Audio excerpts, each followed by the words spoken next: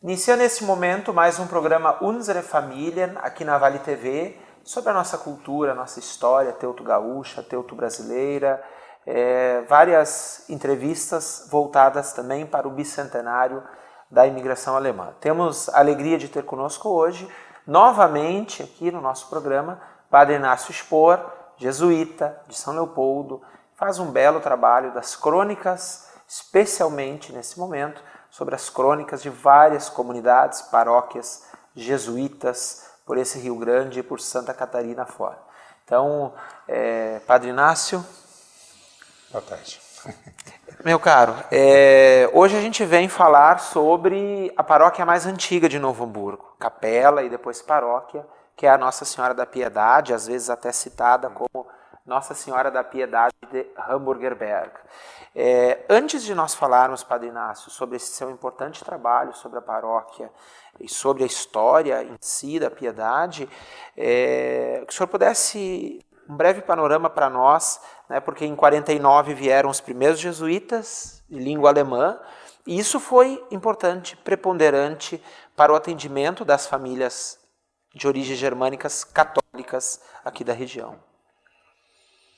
E boa tarde, eu agradeço muito o convite, né, para poder falar um pouco sobre esta bonita história, muito rica, já bastante antiga, quase 200 anos, da presença dos jesuítas aqui no Rio Grande do Sul. Eu estava lembrando antes, praticamente os jesuítas estão agora 180 anos após a supressão da Companhia de Jesus aqui no Rio Grande do Sul. Quando os jesuítas espanhóis tinham sido expulsos do regime de Rosas, lá da Argentina, então foram para o Rio de Janeiro, e lá no Rio de Janeiro, então o internúncio, assim chamado, então os enviou aqui para o Rio Grande do Sul, onde estava em curso a Revolução Farroupilha. E, sabedor dessa Revolução Farroupilha, a situação religiosa estava realmente muito, muito sofrida e triste. Muitas igrejas destruídas, faltando padres, atendimento religioso era muito, muito mal realizado devido a essa situação bélica. E então vieram 3 jesuítas que tinham sido expulsos, estão lá da Argentina, foram lá para o Rio de Janeiro, fizeram esta viagem, que era longa, né, do Rio de Janeiro para o sul. Entretanto, ao chegar ao Rio Grande, como veio uma grande tormenta, tiveram que retornar, foram à Ilha do Desterro, que depois então recebeu o nome de Florianópolis, mais tarde. Lá da Ilha do Desterro, como era a finalidade era chegar até Porto Alegre, então resolveram ir a pé, desde Florianópolis, esta Ilha do Desterro, até aqui Porto Alegre. Levaram meses no meio do caminho, enfrentando frio, chuva, banhado, seca e fome e cansaço. Foram dando catequese, foram batizando as crianças, foram fazendo o que podiam para atender as populações que encontravam ao longo do caminho. Chegaram então aqui em 1842 em Porto Alegre. Bom, lá de Porto Alegre ficaram lá sendo bem acolhidos pelo pároco, e de lá então disse, olha, iam então pregar missões, iam atender confissões, mas como não, tudo grátis, nada de querer fazer dinheiro, era simplesmente para pregar ao povo. E 2 anos depois vieram a São Leopoldo para pregar missões. Porém, como eles eram espanhóis, mal sabiam falar português e muito menos alemão, o povo ia, de qualquer forma, ia lá também atender, a participar das missões. E ficaram encantados com os padres. Disseram, puxa, mas que bonito que agora nós temos novamente padre que nos fala para nós, né? E então os padres viram no decorrer do tempo que não tinham um atendimento religioso de língua alemã, é que então pediram ao superior geral de Roma para que mandasse jesuítas de língua alemã. Porém, isso demorou ainda vários anos até que viessem os primeiros. Somente em 1849 vieram então 3. Nenhum era alemão, mas de língua alemã. Isto. E era o padre Lipinski, padre Sedlak e o irmão Zontag. Então eram austríacos, outro era polonês e tal, né? Então vieram aqui, outro era tcheco. E então em 1849 vieram aqui e foram então destinados para as paróquias chamadas alemãs, São José do Hortêncio e 2 irmãos. Este foi então o início, né? E então foram fundando então aos poucos as paróquias. A primeira paróquia jesuíta, propriamente aqui no Rio Grande do Sul, era São José do Hortêncio.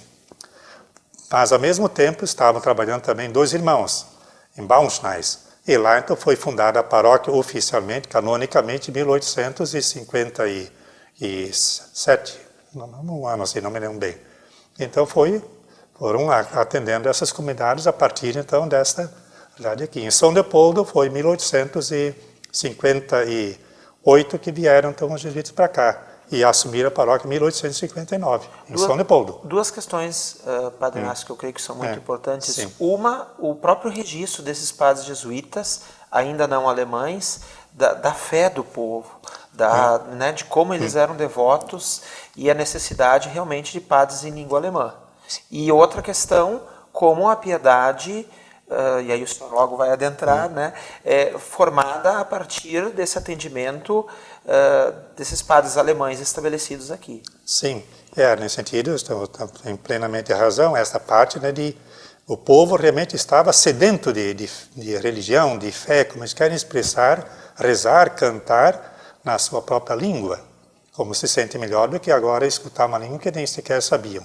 Inclusive, li um documento que me chamou a atenção, como uma comissão de Novo Hamburgo, lá naqueles anos, 1860, não me lembro, ou não, antes, 1858, quando ainda não estavam os padres jesuítas estabelecidos em São Leopoldo, escreveram então ao vigário geral em Porto Alegre, como eles nos mandam um padre que fale a nossa língua.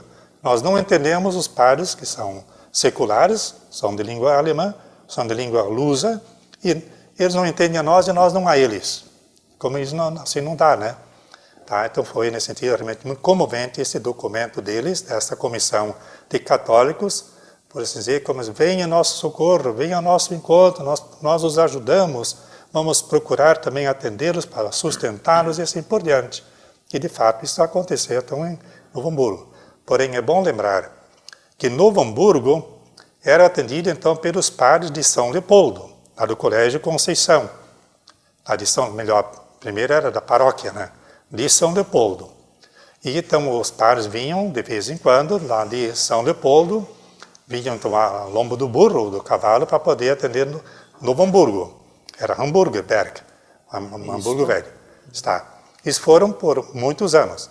E, como sabe, a linha de trem foi aberta em 1874, até de Porto Alegre e São Leopoldo. 4 anos depois foi aberta então, até Novo Hamburgo, Hamburgerberg. Então, aí, a partir daí já ajudou muito para o transporte dos padres para vir de São Leopoldo para Novo Hamburgo. Isso foram, assim, anos e anos, até 94, portanto, 14 anos, era a paróquia, mas não tinha padre morando aqui, e nem sequer irmão. Somente em 94 foi aberta uma residência, casa paroquial, eram então 2 padres e um irmão jesuíta, para cuidar, então, da casa. Plantação da horta, fazer a cozinha, cuidar da limpeza, e cuidar dos cavalos para poder o padre se locomover e visitar as comunidades do interior. Então, a paróquia de São Luís Gonzaga foi aberta em 1926, portanto, isso é de Novo Hamburgo, né? Foi, portanto, bastantes anos depois, quando se viu a necessidade, com o crescimento e desenvolvimento de Novo Hamburgo, foi necessário, então, abrir uma nova paróquia. Foi chamada São Luís Gonzaga. Desmembrada, então, de Hamburgo Velho. Sim, do quanto os padres, a partir da piedade, quando passaram a residir ali na paróquia, começaram dali a atender outras comunidades na região. É claro, então, de Novo Hamburgo, também atendia então, aqui para Sapiranga, para Campo Bom, iam até Taquara, tudo na base do lombo do burro, né? Para poder atender essas comunidades do interior. Não me lembro agora o nome de outras comunidades, mas essas aqui então eram uma delas, né? E encontrar também dificuldades naqueles anos por causa dos muckers, 1874, 75, né? Foi uma situação muito sofrida, né, para o povo, tanto aqui de Ivuti, como de Novo Hamburgo, como também de São Leopoldo, aqui de Sapiranga, e etc. Foi uma situação muito ruim, né? E fazer o quê, né?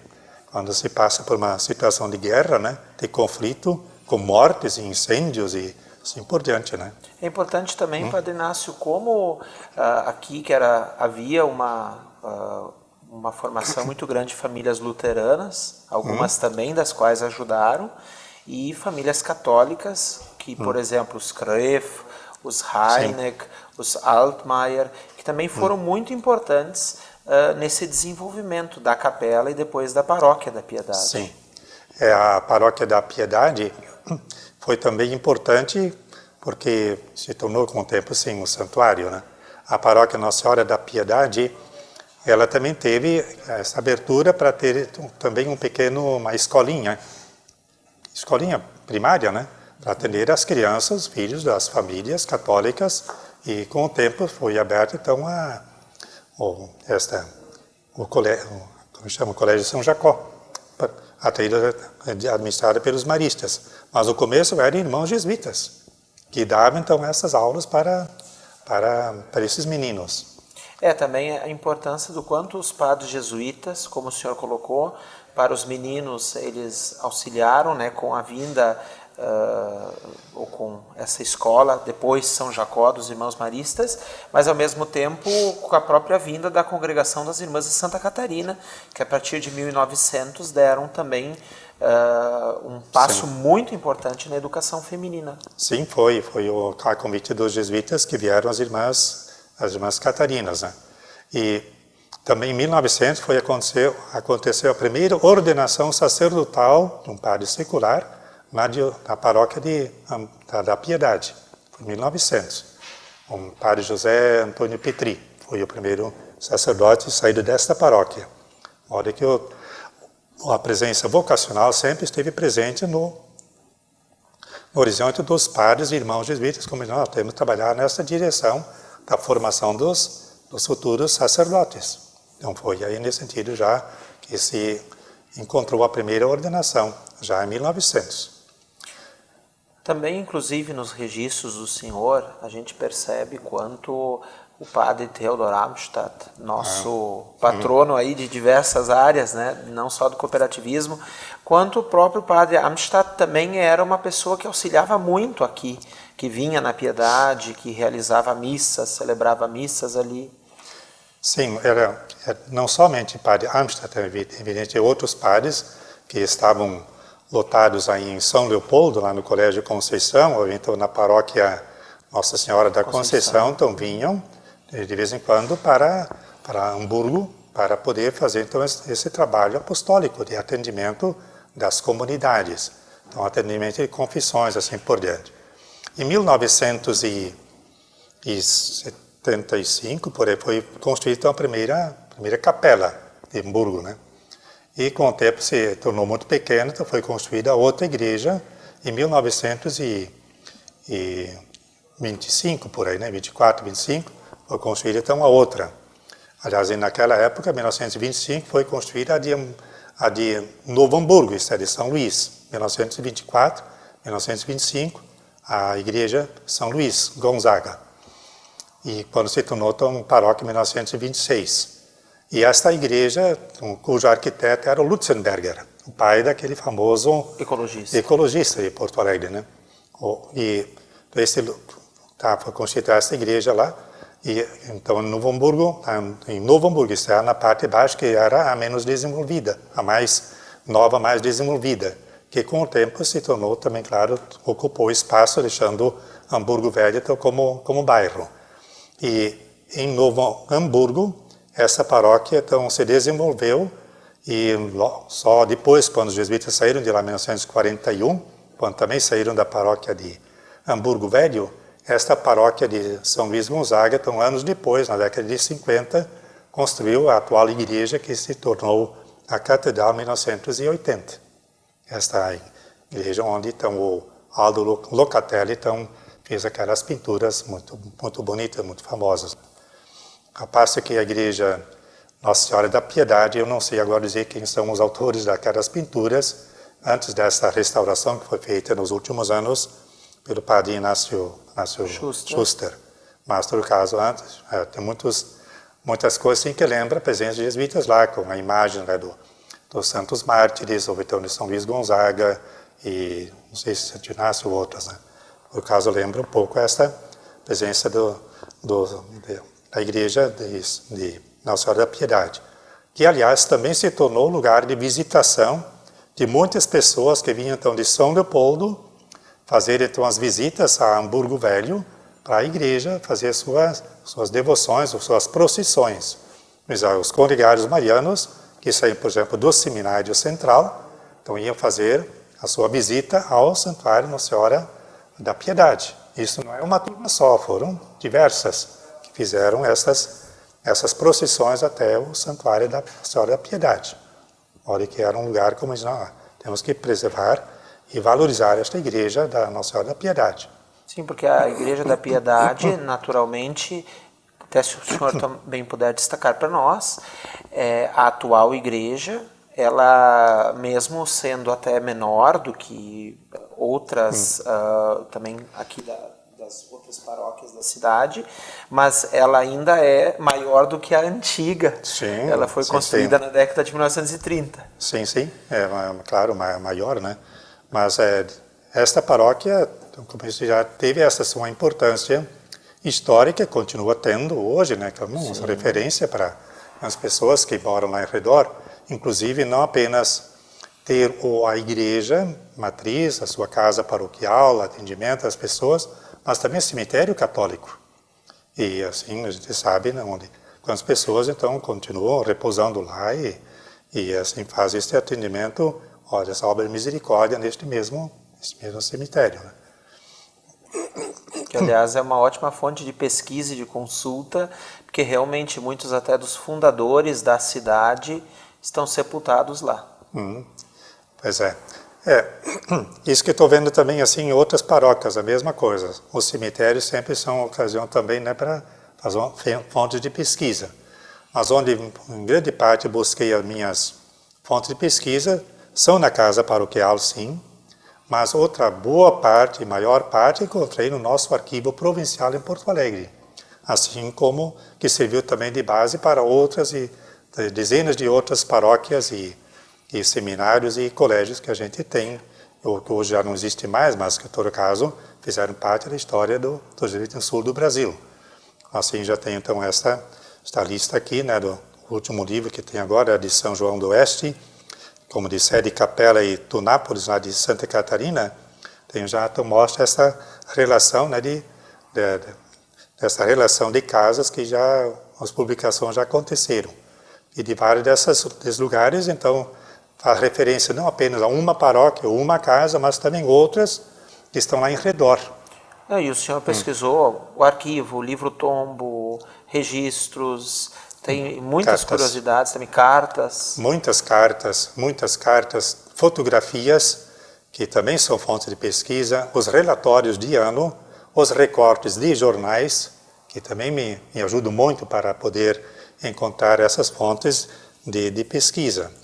E às vezes o que me ajuda muito também é ver, como por exemplo, o padre Royce, que viveu tantos anos aqui em São Leopoldo, que nas suas andanças também andou em várias outras paróquias por causa das ordenações sacerdotais que ele acompanhou, porque ele era o mestre de cerimônias, e inclusive esteve também no lançamento da pedra fundamental aqui de Novo Hamburgo, por ocasião quando se tratou de construir nova igreja, então ele esteve aí. Da Piedade também, ou da São Luís? Da São Luís. E também é importante destacar que com esse desmembramento e com essa transferência, ou digamos essa criação dessa nova capela, paróquia, posteriormente São Luís, o desenvolvimento da cidade ele também está muito ligado à construção dessa nova nova igreja, porque ali se construiu o Colégio São Luís, das Irmãs de Santa Catarina, novas ruas, né, todo o desenvolvimento também para essa região da cidade. Sim, muitas vezes, sobretudo cidades de interior, a gente olha assim, um símbolo para o povo de então sempre era a igreja. A igreja é sempre lugar de destaque. Todo mundo via logo de longe a torre da igreja, ou coisa assim, né? Como isso tudo voltado para Deus, onde tudo converge para lá. Quando se trata, né, de construção ou reforma da igreja, todo mundo colabora. Promovem as festas, fazem os seus donativos, dão um serviço gratuito e assim por diante. Como que diz, não, isso aqui é importante, significativo. E então, tantas coisas que hoje em dia já não se tem mais, por exemplo, né, de dar esse tempo para agora poder trabalhar, dizer, não, hoje não se dá mais porque cada um tem o seu ofício, tem o seu emprego, não pode simplesmente abandonar o seu trabalho, né? Mas na época não existia isso, né? Como isso dá uma semana de trabalho na construção da igreja, ou então da escola, ou então lá de outros afazeres da comunidade, mas na época era assim, né? Na hora que esse fator social era muito importante, muito valorizado. Em grande parte hoje se perdeu. Se às vezes trata de pedir uma esmola para construir igreja, não tem dinheiro. Por quê? Tem dinheiro para o celular, tem dinheiro para carro, tem dinheiro para isso e aquilo, né? Mas então essa parte da igreja ficou muito sim de lado. E ao mesmo tempo a gente vê a importância tão grande assim dessas comunidades católicas, das paróquias, mesmo dos padres, né, dos padres jesuítas. Tem um trecho, Padre Inácio, que eu li primeiro no registro das Irmãs de Santa Catarina, a visita do rei da Saxônia em 1928 para o colégio. Fiquei pensando, mas como é que... Aí quando vi os seus registros... Visita do rei da Saxônia à paróquia São Luís. Veja bem, né? Até um rei deposto, mas que tinha sido rei da província da Saxônia, no leste da Alemanha, esteve aqui, né? Visitou, e porque tinha um filho católico, quer dizer, era uma família católica, o ramo católico da família da Saxônia, e tinha um filho padre jesuíta também, né? Sim. São esses, às vezes, fatos assim interessantes. Estava lembrando agora nesses dias. Todo mundo ficou vendo, admirando, ou então chorando por causa daquele ciclone que foi um desastre assim tão grande para tantas pessoas, famílias e localidades. Realmente foi desastroso. E eu lembrei, exatamente no mesmo dia, só 125 anos depois, aconteceu o quê? Uma grande tormenta em Novo Hamburgo, Campo Bom, Ivoti, passou essa região aqui. Você acredita? Pedras de granizo de mais de 1 quilo. O que destruiu de telhas, de casas, de árvores, foi uma coisa impressionante. Relatados. Está relatado, como que está. Na mesma data, Padre Inácio? Mesma data, 125. 11 de junho de 1898. E acontece, né? E são ocasiões de congraçamento, isso é, as pessoas têm que se ajudar. As pessoas na época também viram como que isso, coitado, a família ficou sem nada, outra família sem nada. Mas imagina a casa, chega lá, o único lugar que eles tinham de refúgio, sabe onde é que era? Debaixo da mesa tão grande eram as chuvas de pedra, porque o telhado já era e assim por diante. Tinha que se refugiar debaixo da mesa, tão triste que foi, tão terrível. O senhor sabe que até existe uma fotografia antiga da destruição do telhado da estação de trem nesse episódio. Agora que o senhor falou... Padre Inácio, já que estamos nos encaminhando para as considerações finais, que o senhor também pudesse reforçar, né, a importância, até porque o senhor faz isso, nossa, quanto tempo, quantos anos, de a gente deixar preservada essa história através dos livros, através até das nossas entrevistas aqui. Tá, muito obrigado. Aqui posso, para mostrar, esse aqui é meu último livro. Não, o mais recente. Mais recente, quer dizer. Virão muitos. Desculpe, um livro mais recente, saiu agora há poucas semanas, é de São João do Oeste, sede Capela e Tunápolis, lá do Oeste catarinense. E apenas para mostrar, então, já são 27 publicados, porém, nestes 27 estão seguramente mais 5 outras paróquias, outras realidades que estão incluídas nessa aqui. E fico emocionado vendo um pouco a caminhada dos jesuítas nesses mais diversos lugares e períodos da história. Uma história muito rica, como escreveu um colega, lá diz o seguinte: um povo sem memória é um povo sem alma. Isto é, nós precisamos preservar a história dos nossos antepassados, para o bem, né, das famílias, das comunidades. Obrigado. Caso, agradeço muito. Obrigado, Padre Inácio, sempre pela sua contribuição. Sempre que eu busco aqui os arquivos das comunidades, quando chega ali alguma presença dos jesuítas, né, tenho aqui, através do senhor, aqui meu agradecimento, sempre um grande colaborador, pela generosidade que o senhor também tem, né, enquanto pesquisador, em compartilhar e, claro, pelo belo trabalho de preservar a história através dessas obras. Muito obrigado. Tá? Isso. E continue com o seu trabalho também. Obrigado. Eu fico muito contente vendo isso. E em breve a gente vai gravar mais. Tá, né? valeu. Muito obrigado. Né? E além de agradecer ao senhor aqui, agradeço a todos vocês que nos acompanham aqui na Vale TV, no programa Unsere Familien, nesses mais de 160 episódios até o momento, sobre a nossa história e teuto-gaúcha, teuto-brasileira. Continuem nos acompanhando. Até a próxima.